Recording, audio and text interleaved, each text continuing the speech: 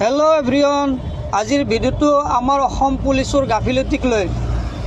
বাইহাটা চাৰিআলিৰ পৰাই গুৱাহাটী অভিমুখে এখন পুলিচৰ বলেৰো বাহনেৰে দুৰ্ধৰ্ষ ডকাইত এজনক পিছৰ চিটত অকলে বহুৱাই লৈ আছিল আৰু পুলিচকেইটা আগৰ চিটত বহি বিন্দাছ আহি আছিল। সেই দুৰ্ধৰ্ষ ডকাইতটোক একো হেণ্ডকাপ লগোৱা নাছিল।